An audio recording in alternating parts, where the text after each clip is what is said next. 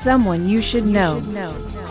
A program about people you know and even more that you don't. Hosted by Stuart Sachs, veteran, husband, father, and grandfather. Now, here's your host, Stuart Sachs. Well, good morning, world, and welcome to another edition of Someone You Should Know, broadcasting live and without limits from beautiful Frisco, Texas. I just read something with it's called the sports capital of the USA. That's true. Or so because of all of our major sports, minor sports, youth sports programs, and everything. It's now being touted as the sports capital of the USA. Perfect. Folks, you hear that little voice in the background? That's our special Someone You Should Know, Ann Anderson. Good morning, Ann. Good morning, Stuart. How are you? Good. Good. I was thinking this morning that it's probably been about 2 years or so since I think we first met at the Breakfast Club. Yes. And right from then, I said, someday I'd like to have you on my show. And we just never could find a date and all. And so finally I said, come on, let's stop talking about it and get you on. Yeah, it's great. And you are with the Ann Anderson Agency. Yes, I am. We did that about 7 years ago. And my first question to you is, does the agency just work with one insurance company, or are you like a broker for various insurance companies? It's a good question. So it says Anderson Insurance Agency, Farmers Insurance. So we're a Farmers Insurance franchise. However, I frequently, if Farmers doesn't like whatever it is I'm trying to insure, I have an independent group that I work with on the side. Not the side, but Yeah. Well, and that's good to know, because I know that trust me, and you probably do too, being in the industry, not a day goes by that I don't get a piece of mail from an insurance company for another quote. Let us compare notes. That's a lot of what a little bit of our discussion this morning is. I want to know about what's going on in the insurance industry, because they are plastered all over the TV. Oh yeah. Every company, and they're all trying to come up with their little characters or their little hooks, to get people to think about it, and that's a good thing. That's what you want. Yeah. You want an identifiable character like the gecko for Geico insurance.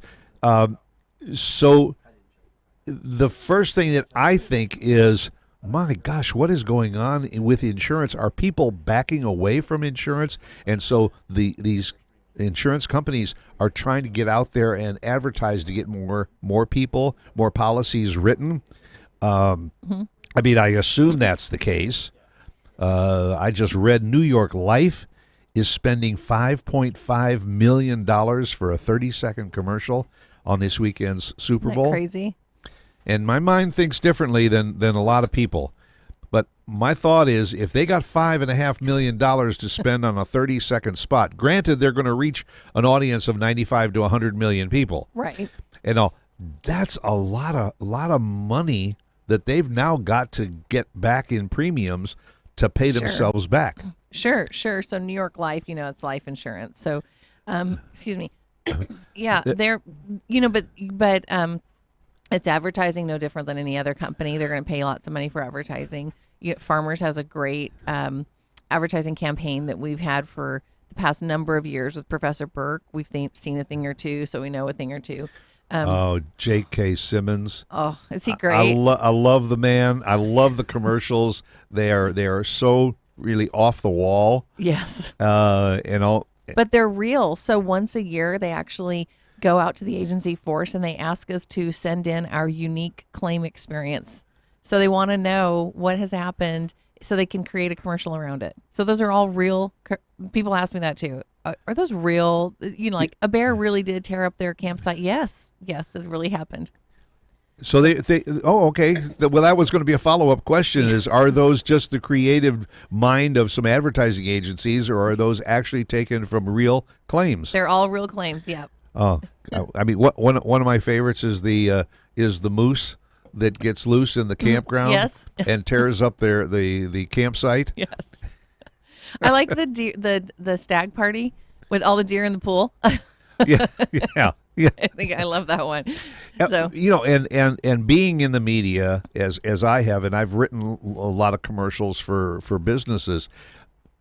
The idea is you can have the cleverest commercial in the world, but if people can't remember the name of the company that the product was for, one of my favorites is going back, actually, it's to the Super Bowl several years ago, where they had the soft drink driver comes into the 7-Eleven, and he goes over and he's putting the Pepsi in the cooler or whatever, and he looks left and right to see if anybody's watching, and he takes a Coke out of the cooler, Yes. and he drinks it, and he's satisfied. The problem was the commercial promoting Coke or was it promoting Pepsi? You couldn't remember which one. right. He was satisfied grabbing the other, but yes, exactly. They didn't identify, just like the worst commercials are usually the ones that you remember. Right. Like Meow Meow Mix. Or so that's for cat food. Yes. But that meow meow meow meow meow meow meow just drives you nuts. Yes, right. Well, and it's funny because you mentioned about in whether it's insurance or anything and how they always want to have that hook or whatever. So I always call it the insurance zoo these days, right? Because we've got the gecko and the emu and the zebra and the elephant, and I'm like, and I in my mind I'm like, when did insurance like a product that is necessary for life become animal related? I don't. Kind of comical actually, but Yeah. Anyway. But I love J.K. Rowling. I think Farmers did a great job getting him on board, and they said this is the most successful campaign they've had in 20 years. And I think they plan to stick with it. It's just so good. So One of my favorites is the guy in the little fancy sports car, the convertible, and he pulls up and he sees the birds up in the tree, so he moves the car up, and then the cement thing just drops it in his car, and then you cut to him saying that we know a thing or two because we've seen a thing or two, and they've got this stuff dripping into this model car. Yes, it's so funny. It is funny. It's brilliant. But that's what's necessary, and people, I would love to put out a little trivia test or something to associate who is the character for the insurance company. Yeah, like a little cross stick. Yeah, like Flo goes with who, Right. and Dennis Hastert has been the voice, I think, of Allstate. Allstate. Mm-hmm. Ever since he became popular when he was in the movie A League of Their Own. Yeah. Oh, that's right. He was no. I'm sorry, No? not Major League. Major League. Major League. He Yeah. was Serrano. Oh my He gosh. played the part of Serrano, Mm-hmm. and all of a sudden now I hope that people are listening and say, "That's who that That's guy where he is. is. That's where he's from. That's right. where I know him from." But that's the identification part of what insurance is all about, and we make fun of it. Yeah. But the serious side of insurance is, is it fair to say that it's like one of life's necessary evils? It is. I would agree with that. You have to have it. Yes. And you're in deep doo-doo if you don't in many cases. But the biggest question, and it's one I want to carry in a little conversation with you because you're an expert in the field, is exactly how much do you need? Because your premium is based on what the amounts of the policy is. Right. So I call it risk tolerance. And Okay. everyone's is different, right? So, and it's a really good question. You could be insurance poor. And I have this conversation with some of my commercial clients, or I also work with a lot of nonprofits, and you don't want them to be bankrupt because of the insurance, but, and same for individuals, but you also want to be protected the best that you can be. So, for example, I talk about my own coverage, and I tell people all the time, I'll be honest and tell you what I have and what I've done. And the coverage I have now, I had when I was 29, and I'm not 29 anymore. I'm a little bit older. And so before we had children, I put higher limits on my autos, and I took out an umbrella policy for $1 million. But I had a great insurance agent that advised me and said, you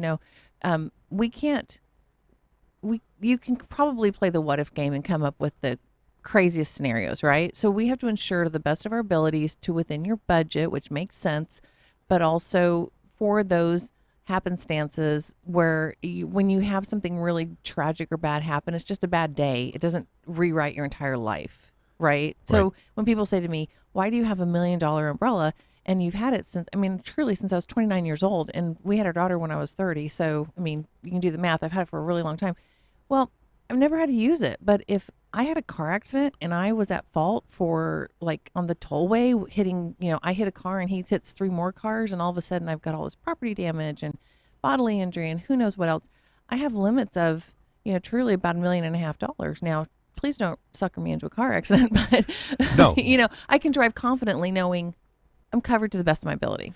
And also, logically, if that occurrence happens and it is a $1 million suit, Right. add up what you've paid in premiums Oh. over the years, and there is no argument whatsoever that the premiums add up to far less than what it could have cost you out of pocket if you had not had that insurance. Exactly. And on top of it, the legal costs are not part of my coverage. They are covered by the company. In addition, it's a benefit of the policy. So Right. if they have a $500,000 in legal cost, they still could potentially pay out, $1 million or $2 million, whatever that umbrella is. I mean, so it gives me also that legal protection, which again, it's not even my premiums that I've paid into that over the past, 20 plus years is not even close to what the protection it gives me. So, You brought up a word that I want you to expand upon for our listeners, and that is the word umbrella, yeah. because I have seen it over the years. What is an umbrella that you can add to your policy that gives you even greater protection? So it basically, just think of an umbrella and you're putting your house and your car or your boat or anything else up underneath of that umbrella. So if, and even like for teachers, we have teacher liability inside the umbrella. So that means that it raises up all your limits. Now, an umbrella has to have, and I'm using insurance language, so I apologize, but your underlying limits. So, on your car, you see it like 100, 300, 100, right? Those limits have to be slightly higher in order for it to meet the qualifications for the umbrella insurance. So the minimum with our company is 250, 500, 250, right? The difference in premium probably is $20 every 6 months or $30. It's not a lot to get that bump I think up. that's a misconception that people think, well, if I get this umbrella and it's going to cover me for twice as much as I have now, it's gonna cost the premium is going to be twice as much. Right. So you have to raise up those underlying limits, and then you can purchase the umbrella. But you also get a discount when you get the umbrella. So sort of the net, I've talked to a lot of people, and they're like, oh, well, net, it's not as much as I thought it was. And it really kind of helps to soften it. The umbrella is going to cost, depending if you have kids driving, I added our daughter, we're about to add our son. My umbrella costs are going up. It's not Right. exciting. But again, those kids are driving. If they have an accident, they're at fault and it's bad. I can kind of rest easy and not worry so much. Well, is it safe to say that adding them to your car probably in the long run is a little cheaper than if they get a car of their own and now they have to carry the insurance at their age of 16 or so, because the risk is higher, Yeah. so the premiums are going to be higher. Right. I mean, unless they've got a job and they're going to pay the insurance premiums, it's almost better off initially, which is what my parents did. Yeah. Put me on that old beater that's sitting in the garage and all, and if I need to go to the store for mom or dad, I can go, but I'm covered. Right. So it's a lot less to add your children to your policy because you have the insurance history, no different than a credit history or anything like that. You have your insurance history. You have all the discounts of home and like with us, we have home, life, umbrella, all those discounts. If they were to go off on their own, they have no history. They are higher risk anyway because they're younger. They Right. don't have the experience. So it's definitely a lot less to add them to your existing policy. And I have parents who will say, okay, tell me what the cost is to add them. And then the child, if they're working, and maybe it's a 21, 22-year-old, they just pay that to the parents. So, Right. they just, as long as they're part of that household, they just, that, and that's a way to ease it, ease the cost. And then of course, eventually they're going to have to get on their own policy. But like with our company, there's a great kind of separation point where when they go on their own, we actually call it an on your own discount. which is kind of funny. But when they separate from the parents' policy and go to their, they get the history of all that history that they've accumulated with their family. So they've had a clean record under the parents' policy. Now it's a little bit of a discount or a break when they go to their own policy. Right, and that helps a little bit. Another question I wanted to ask you. I go into a dealership and I decide I'm going to, say, lease or I'm going to finance a car. Is it the insurance company that I have to have proof of insurance in order to lease or buy the car and finance it? I'm not talking about a cash sale. I'm talking just about financing or leasing right now. You have to have certain limits. There's a minimum that you can have to carry on your insurance when you are leasing or financing. Is that amount established by the insurance industry? Is it established by the state that you get your license in? Or who determines that you have to have 100 and 300 and 100 minimum? So the state of Texas, Texas Department of Insurance sets the minimum liability limits, and that's what you're required to have. Now, if you finance a vehicle, you're going to be required to also have what everyone calls full coverage, which is the comprehensive piece and the collision piece, because the car dealer or the financer wants to know that they're covered in the event of an accident. But those limits in Texas, go to the Texas Department of Insurance TDI website. It's 30, 60, 25. So 30,000 per for bodily injury. It's 30,000 per person, 60,000 per accident, $25,000 for property damage, which is you run into a stop sign, you have to replace it. You run into a car, you have to fix it. But property damage, think of it that way. But I tell everybody, because if you also go to that website, it will tell you these are the minimum limits. They are not enough to cover most accidents. Right. So how does that resolved? It's resolved out of your own bank account, and that's why people carry higher limits. I didn't realize that the mandatory is that low. It's really low, and I tell everyone, I talk to people all the time, and I say, I want you to drive around Frisco where we live, and tell me how many $25,000 cars you see. Just think about it. I mean, I'll tell you, I go to Palio's, and there's a Lamborghini there. Well, that's right. I'm not driving by $25,000 cars, and even the car that you think is a lower end car is still a $30,000 car. That it's just not realistic. Now, if I go into that dealership and I buy a $15,000 car off of the used lot, sure, but I'm going to finance it maybe through the dealership, am I required to carry the same minimum amounts of insurance on a used car? Yeah. So the 30, 60, 25 is on whether it's brand new car, that's just a state required minimum liability limits to show that you have insurance. And the car dealership is going to require that you show you have insurance before you take that car off the lot. Right. The state requires them to do that. They want that for their protection.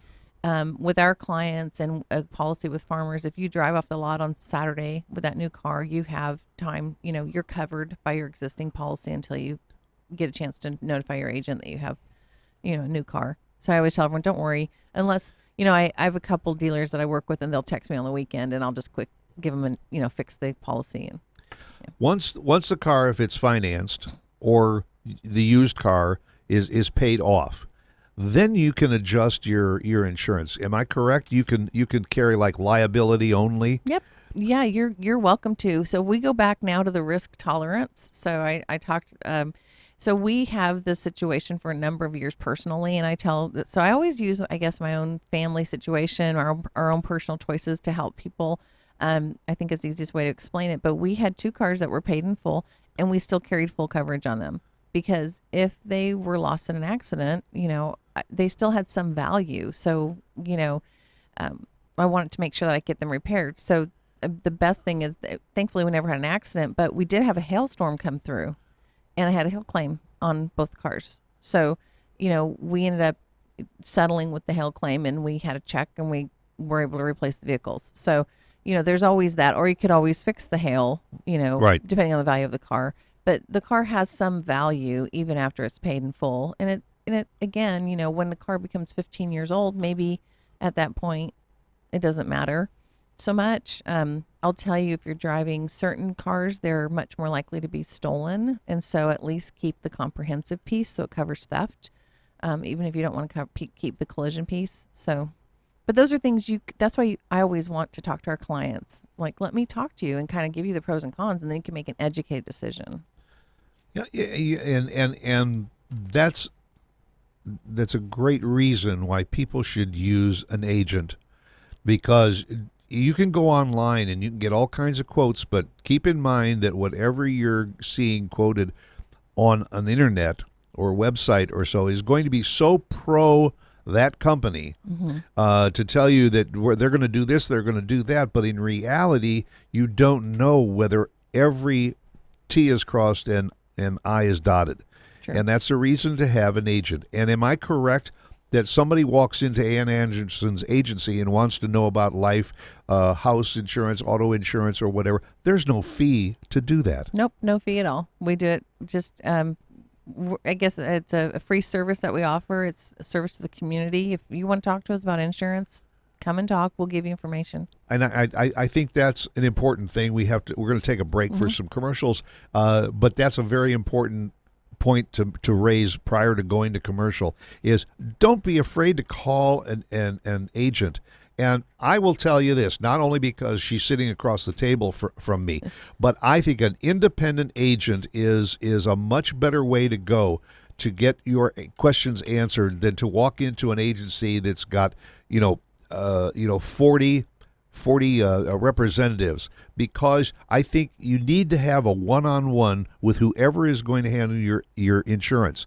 And also the confidence of having that person handle your health insurance, your auto insurance, your house insurance, any life insurance, whatever you need, to be able to call them up and just say, hey, listen, I'm thinking about changing my life insurance. What would you recommend? Yeah. So we're going to come back, and I want to talk a little bit more about the various types of insurance, too. Yep. But we'll take a break, and we'll be right back with Ann Anderson, who is someone you should know. 3, 2, 1. KVGIRadio.com. Y'all have really just opened my bubble and just... KVGI Radio brings you conversation and entertainment. Be sure to follow us on social media. Who streams the best talk shows? We do.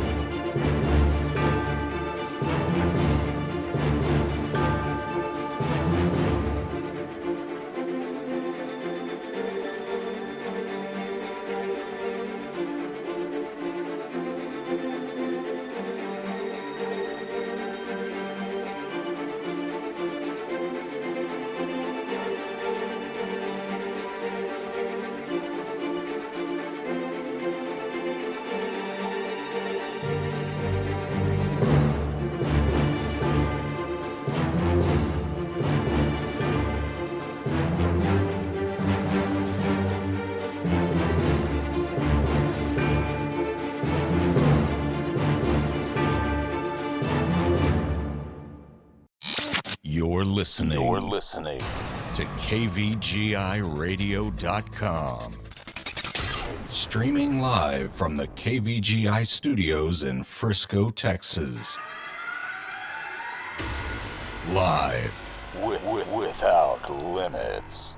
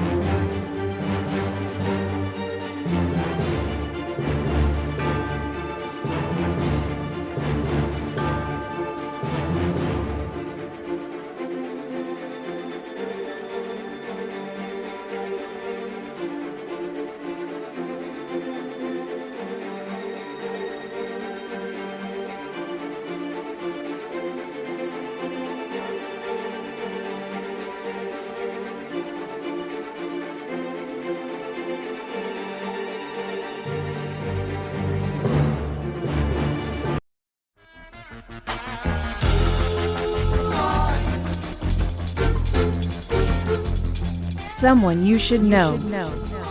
A program about people you know and even more that you don't. Hosted by Stuart Sachs, veteran, husband, father, and grandfather. Now, here's your host, Stuart Sachs. And we are back and live with Ann Anderson of the Ann Anderson Agency. And as we get going, folks, I want you to take out a pad of paper and a pencil and all. And Ann, if people want to get in touch with you, they have a question about insurance, they want a quote on insurance, how do they get a hold of you? They can call our office, which is 214-619-4012, and talk to myself, Denise, or Thor. We have a great staff there. And Thor is your husband. It's my husband. Yes. Yes, and he is. Really nice guy. And thank you, Thor, for listening. And I'm not saying that just because I know you're listening. I'm saying it because you are truly a nice guy. Yes. He's a nice guy and a fun guy, too. He is, and a veteran. Yes, he is. And I thank him for his service. And thank you for your service. Thank you. Yes. And he's very active with American Legion, which is a great organization. In fact, he is the first vice commander. Yes, he is. Yes. I don't know how long that lasts for, but forever. Yes. Thor, you're in it. It's like a Supreme Court justice. You're there for life. That's right. And I speak. Fred Rogers would probably like that too. He probably would. He probably would. So you can call there. You can reach.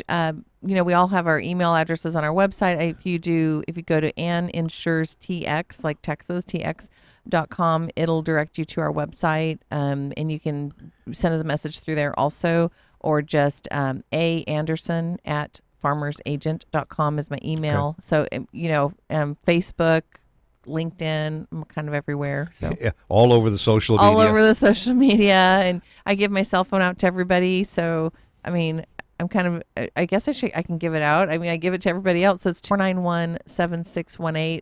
I tell all of our clients, you can text me or call me. So, whichever. And in parentheses, I even have Ask Ann Anything. Yep. And that is also the title of a little blog that you do. Yeah, it's a video blog that I do with Lifestyle Frisco. It's really fun, actually. It's kind of a new thing. And we talk about everything insurance, Frisco, kind of anything. It's not just insurance related. So. And folks, it's a good way to get to know Ann. She's got a great personality. And by the way, that's AnnInsuresTX.com. Correct. And it's ANN, not ANNE. Not Ann with an E. That would be a Netflix program. Right. Which, do you watch that? Yeah, we just finished Ann with an E? Yeah. We watch it religiously, too. I love it. It's a great one. I want to take care of one other piece of business before I get back into some more questions. Yeah. This show is brought to you in part by Wheel to Survive. It is a cycling program that's coming up in the middle of February. It is for the benefit of Be the Difference Foundation, which helps women with ovarian cancer. It's based right here in Dallas, Texas, and the event is a cycling event from 8 a.m. until 2 p.m. It's going to be at Gilley's Southside Music Hall. You can go to www.wheel2survive.org. Please go on the website.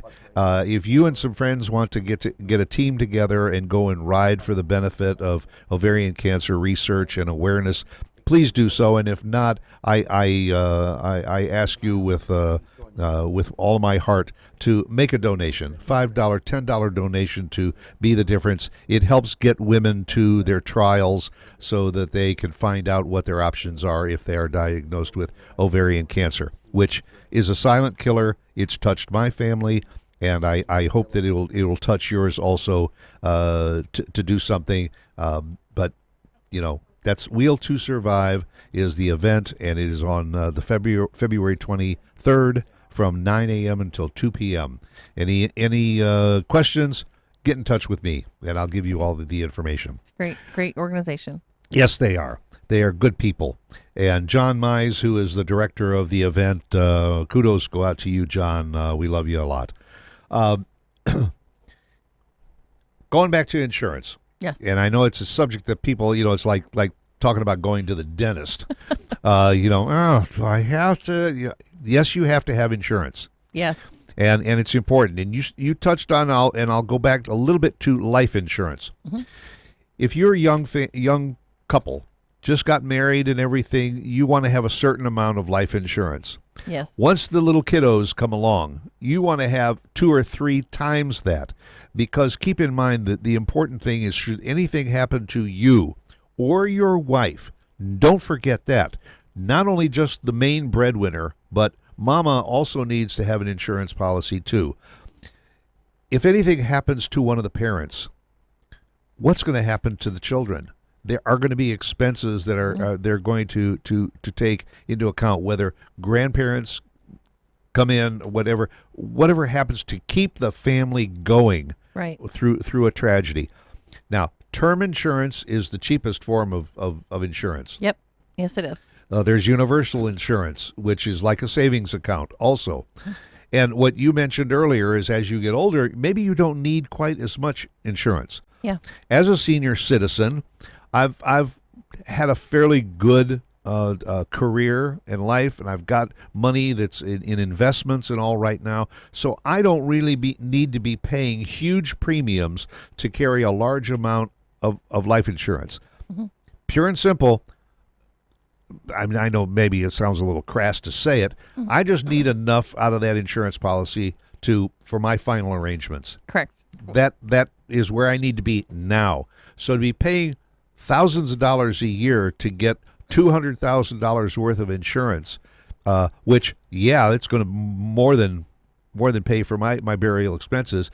But if I have other investments that will cover that, then why put that money there? Why not use that for other reasons?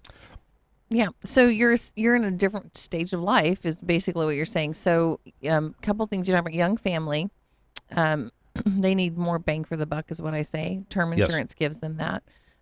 But they should also look at something permanent that'll take them to the end of their days. And there's life insurance policies that can act like not an investment, because we don't want to use that language, but it can act like something that that allows you to put money aside.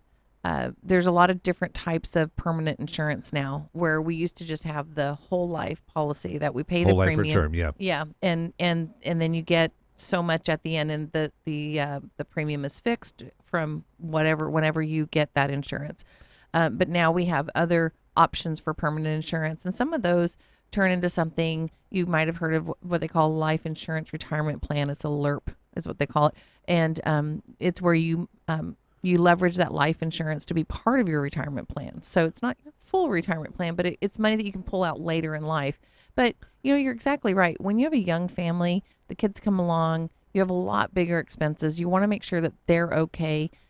I've heard people say, well, my wife doesn't really work, so if something happens to her, it's no big deal. And tell that to the pilot who, I know a pilot who lost a wife, and you know what? You can't fly as a pilot if you don't have somebody taking care of your kiddos.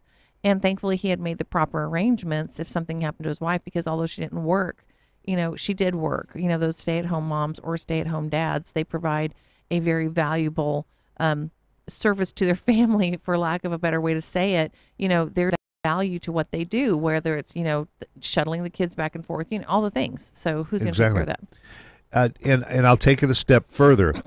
The day my children were born, we took out a life insurance policy on them. Yes. Certainly the premium is extremely low take out that policy as soon as they're born. Yep. Why? Just in case within the first couple of years they're diagnosed with some kind of a treatable disease. It doesn't have to be life-threatening and all. It just could be something like a severe form of croup or something. But it means that there is maybe that slight possibility that through treatment the child could pass. Right. Well, not only is that a devastating thing to any family, but to know that you also have taken care of any of those expenses related to it.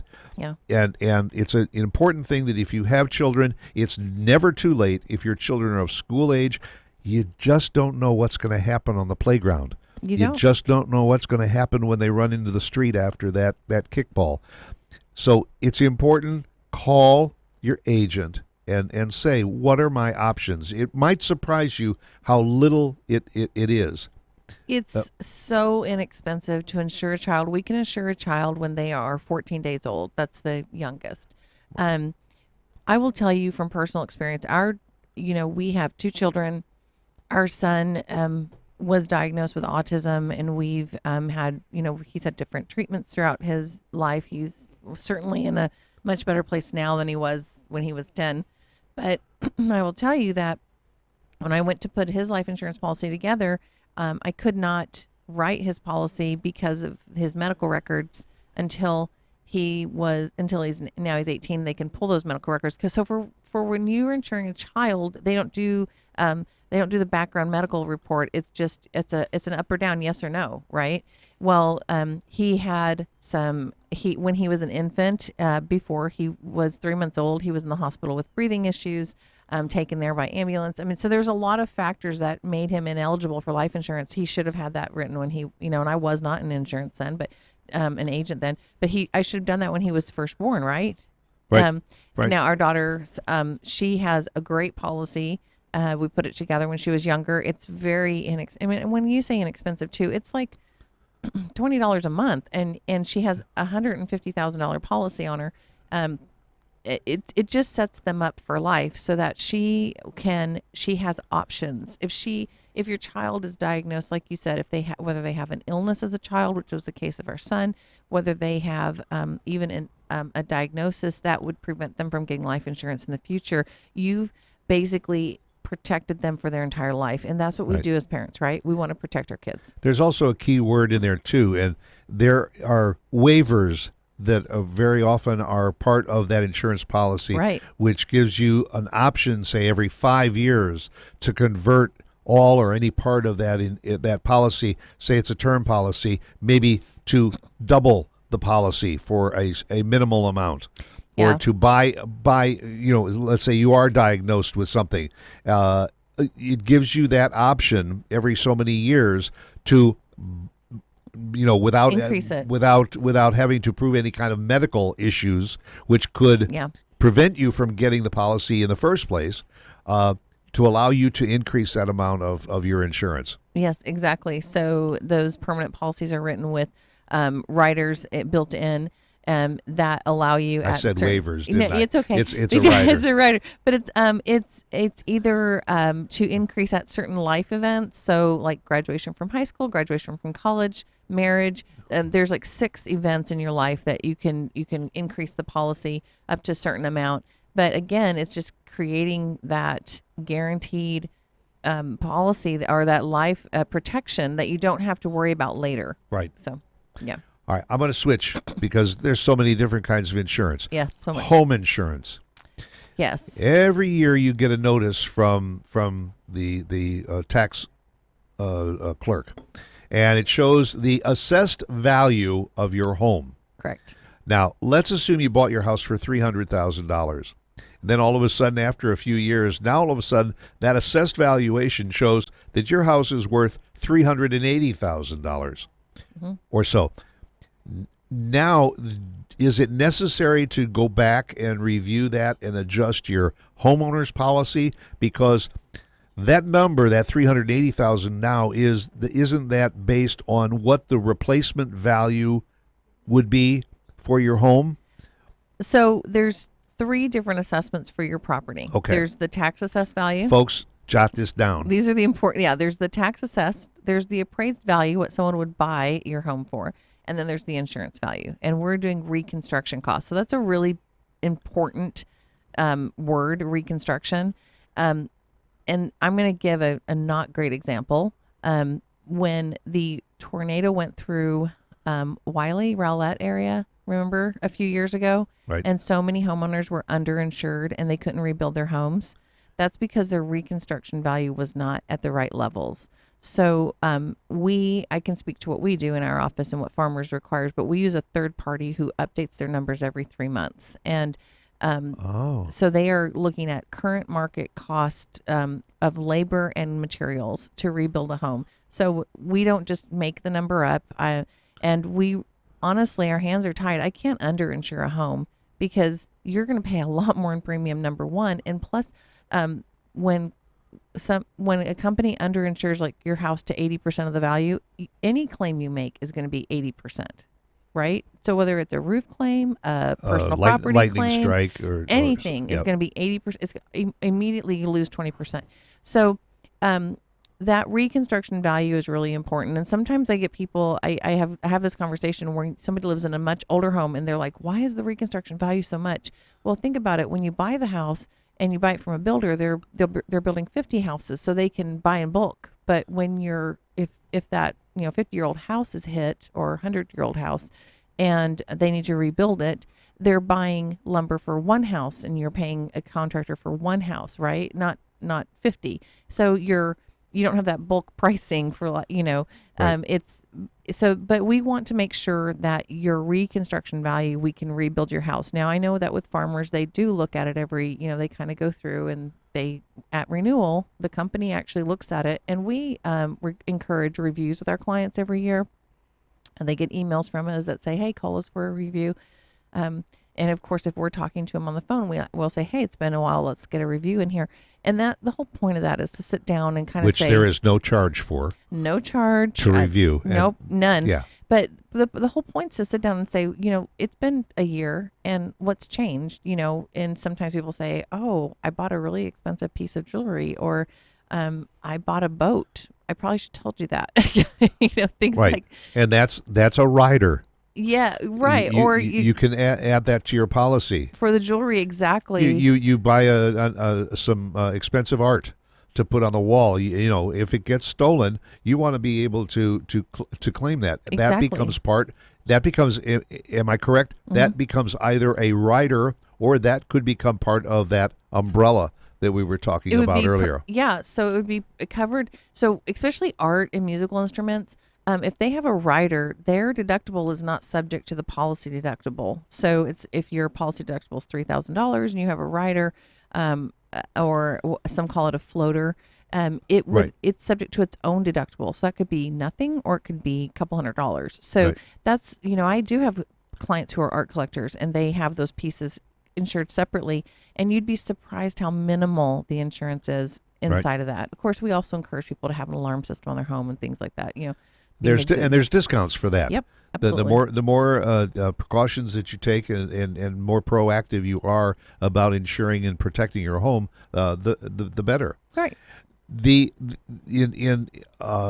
someone is renting a home, or they're renting an apartment, there is renter's insurance. Yes. Oh, and some people say, well, I don't really care about it. It's not my house. If there was a fire, it's the owner's responsibility.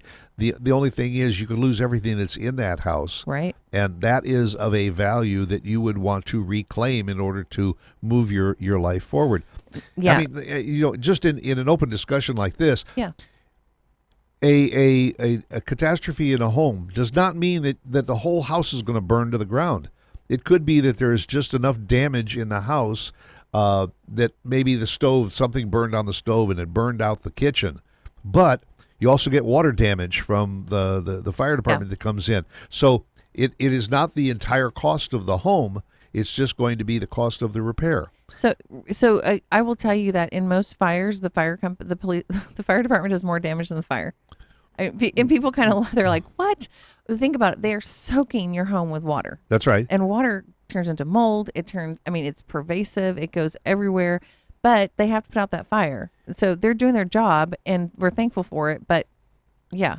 And I will tell you, you can go down to Home Depot or to Lowe's, and for anywhere from $12 to $15, you can buy a very effective fire extinguisher. Yep. And I encourage anybody who owns a home, even if you have a rental property, go out and buy one and put it underneath the kitchen sink, or someplace where you know that if there is an incident, you can take charge of the situation. And if you have a home, if it's let's say a 3-bedroom, 2-bath home on a single level, have at least 2 or 3 fire extinguishers. Yeah. and know how to use them. That's right. And you can go to the fire department to learn how to use them too. Exactly. They have classes in that, or sometimes even at the Home Depot. They will show you what to do. I want to tell you about renter's insurance. One thing, because people think you're right. They think that it's not necessary. And it's not just the contents. I will tell you a very real story recently. And there was an electrical panel issue at an apartment complex here in Frisco. We insure somebody who lived there, and they didn't have water damage, but they couldn't live in their apartment because the electrical panel caught on fire. And so that whole building had to be evacuated. My client went to a hotel. I don't know where everybody else went, but he went to a hotel and Farmers paid for it. And then when they still couldn't get in, he ended up, Farmers paid for him to move out of the apartment. So he had to relocate. The apartment let him go from his lease. They found a new place to live. And Farmers paid for the movers. So that's huge, right? I mean, yes. that was a few $1,000s. And he, renter's insurance is pennies. I'm telling you, it's less than going to McDonald's or Chick-fil-A for lunch. But he's like, I love it. You guys took such good care of us. So, and part of that too is he talked to us because he paid for that mover, and we were discussing the claim, and he said, he told me that, and I said, did you let your adjuster know? And he said, no, I didn't. I'm like, why? You call your adjuster, and it was over $800 that the company went ahead and paid. But that's renter's insurance. He had a place to stay. That's important. And that's then peace of mind. Oh, absolutely. He doesn't. It's also like some people will waive off of towing and on site with their auto insurance in order to bring that policy down. Yeah. The other way that you can bring your insurance premiums down, let's say homeowners insurance or so, is as you become more set in your life. Maybe you have more money in the bank. What you can do is you can raise your deductible. Mm-hmm. In other words, take a little bit more of that initial financial hit. Yeah. So instead of having a $500 deductible, let's say you are financially capable of handling $2,000 or $3,000 on an occurrence. Raise the deductible, that will lower your premiums. Exactly. Yeah. Especially on auto. I have a lot of clients now that will have $1,000 deductible, and it's twofold. It's kind of funny because the one client once told me, he said, well, that makes me think twice before, a lot of times they'll just take care of it themselves if they bump into something, right. Not somebody else, but like a little scratch or whatever. You back your car out of a thing, into a tree a post or something. Or so. They think they're like, I just think twice. That. Yeah. I'm not going to file a claim. But they just think of it differently. There's a different mindset. But it also does reduce that premium significantly because again, their risk tolerance or their skin in the game is higher. Yeah. So yeah. I'm looking at is that we have a minute until the end of the show already? We haven't even covered half of the notes that I've got because there's other insurances. So much. And I may have to have you come back because I think insurance is an extremely important subject that people need to know about. But in the meantime, you can go to AnnInsuresTX.com. You can get all the information you need, the phone numbers, and I urge you, if you have a question, call Ann. Yeah. And just say, I need some direction. I'm thinking about buying a new car, and what should I do? Should I finance it? Should I lease it? There's questions. Ann can give you the answers. We can, and we're happy to do it too. And I can't thank you enough for taking time out of your busy schedule to come over and be on the show. Thank you. Thanks for having me. Very best to you. Ann Anderson, who is someone you should know, and make it a good day, and come back next Friday and join us for another show. Thanks. Bye.